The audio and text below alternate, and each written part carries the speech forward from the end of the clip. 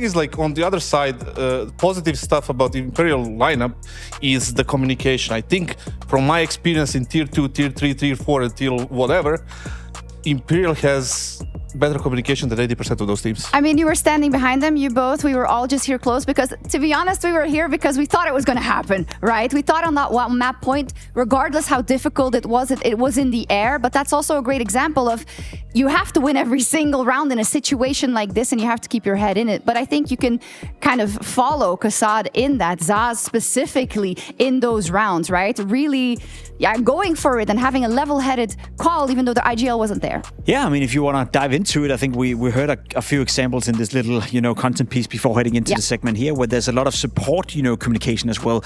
Most teams, as you said, Tier 2, Tier 3 Counter-Strike, they can communicate to a decent level. But I heard many moments also from standing behind them that players who were dead, would give supportive communication throughout the rounds, who would, try help people alive.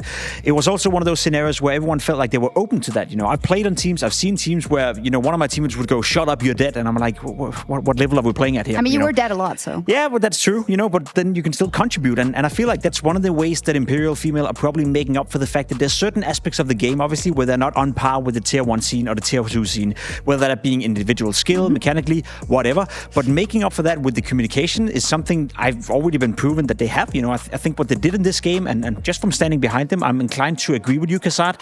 They have as good, if not better, communication than a lot of teams within Tier 2, Tier 3.